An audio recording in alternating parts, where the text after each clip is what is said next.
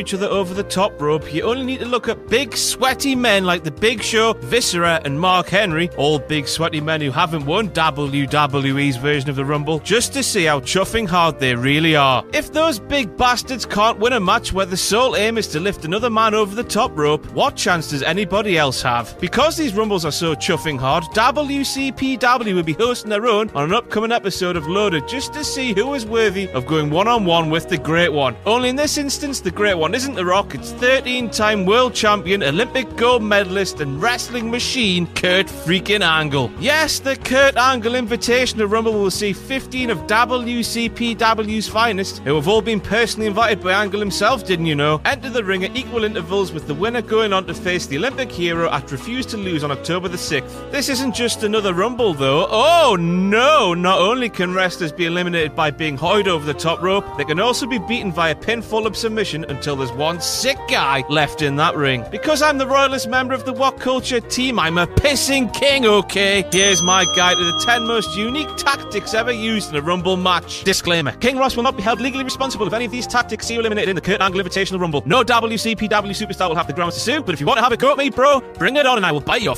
nose off. Number 10, hiding under the ring. Jerry Lawler is the Lidl to my Marks and Spencer, the Walmart to my Bloomingdale's for you Americans. He is a fake king who is threatened by my very existence, which was displayed when he blocked me on Twitter without provocation. Nevertheless, we're wily focused kings, and Jerry displayed this useful trait when he hid under the ring for a large chunk of the 1996 Royal Rumble. There he stayed for quite a bit of time before an observant Shawn Michaels remembers seeing old Kingfish duck out of competition. So basically what I'm telling you here, WCPW superstars, is hide under the ring, coil up like a cobra and strike when the one man left in the ring is least expecting it. Trust me, it won't fail, even though it did fail for Jerry. Number 9, cling on for dear life. Courage the Cowardly Dog was a fantastic television show, wasn't it? Some say it was based on the life and times of road dog Jesse James after his shown in the 2000 Royal Rumble match. The DOGG wrapped his body around the bottom rope and endured a torrent of abuse from his fellow superstars. This worked for a while before the former roadie was eliminated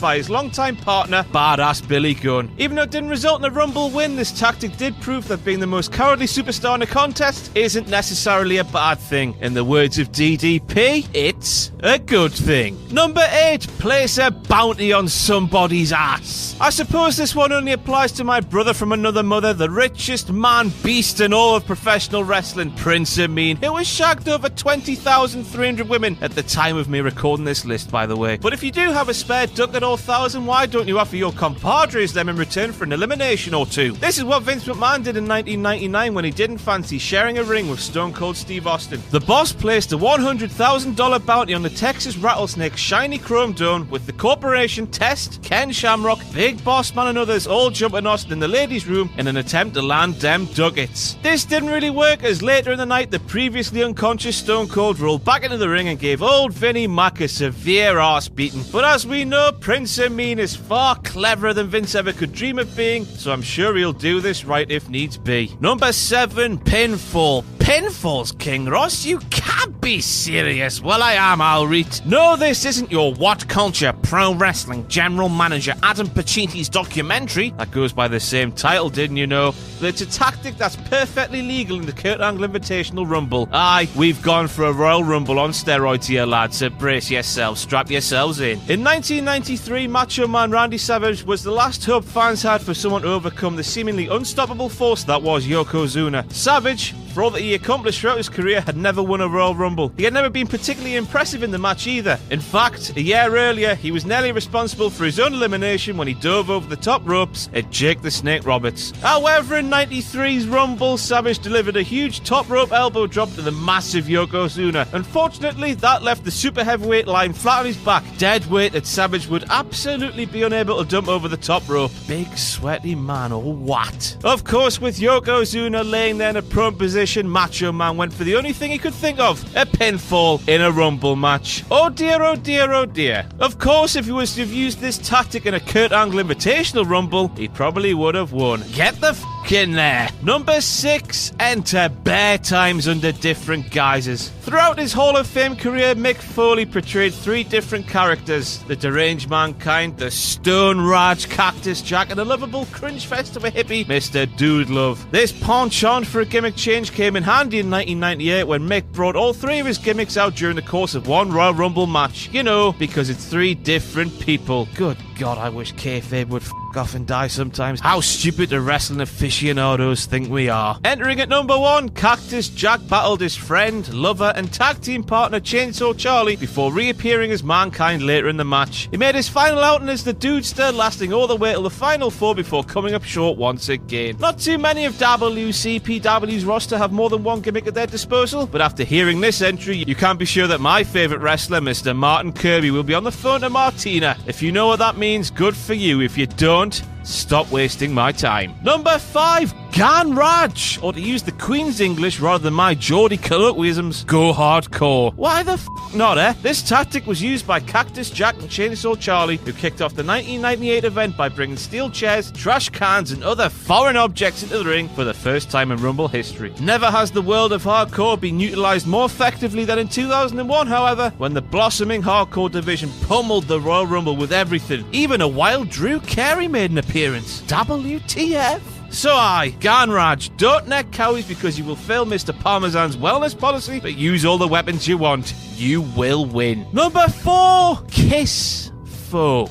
Yes, I am. I'm doing this. I really am. I'm suggesting that members of our roster should play a game of Catchy Kissy to win an opportunity to fight Kurt Angle. That's 13-time world champion Kurt Angle. That's Olympic gold medalist Kurt Angle. That is wrestling machine Kurt Angle. That's one of the greatest of all time, Mr. Kurt freaking Angle. Catchy Kissy, Kurt Angle. They don't belong in the same sentence, but I don't care because I'm a sick guy. There is method to my madness here, though, because this tactic worked wonders for Beth Phoenix in 2010. The shocking entrant came face to face with perennial big sweaty man, the great Carly. A ladies' man, Carly refused to fight Phoenix, instead picking her up and placing her on the ring apron. How did Phoenix respond? She planted a huge sloppy kiss on the Punjabi playboy. While laying down a lip lock of her own, she used her strength and weight to pull Carly over the top rope into the arena floor, stunning the fans in Atlanta. So you see, Kiss and Folk has got a track record. Who say it wouldn't work in our Rumble? I mean, I'd certainly be running away. I didn't want to kiss any boys. Number 3, Unleash Your Python. Giggity, giggity, giggity, giggity, goo. Yes, this list is descending into farce. If kissing other members of the roster won't win you the Kurt Angle Invitational Rumble, I'm suggesting you buy a bloody massive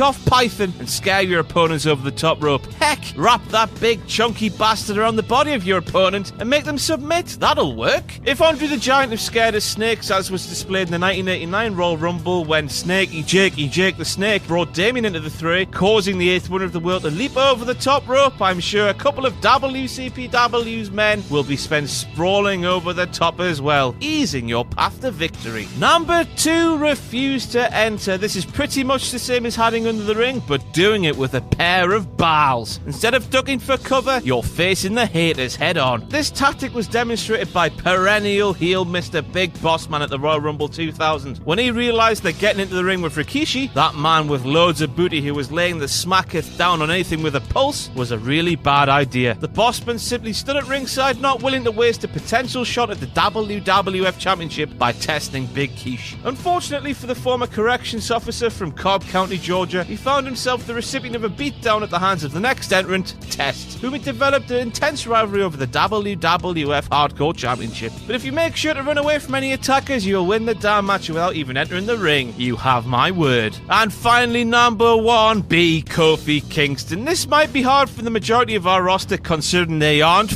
King Kofi Kingston. But even though the record-breaking WWE World Tag Team Champion has never won a Rumble match, he certainly knows how to survive. We've seen Kofi walk on his hand, utilise my good pal JBL's chair to bounce his way back into the ring, balance himself on the guardrail as well as making sure he lands on his New Day brethren, all to prevent his feet from hitting the floor in a Rumble match. So, if any of the WCP roster could copy Kofi here, they'd be sure for a fruitful showing in the Kurt Angle Invitational. Aye. Bet that's easy for you lads, no pressure there. So that's it. Have I missed anything out? Of course I haven't, because I'm a king and a really sick guy. Don't forget to like, share and subscribe. Follow me on Twitter here. I've been King Ross. Peace.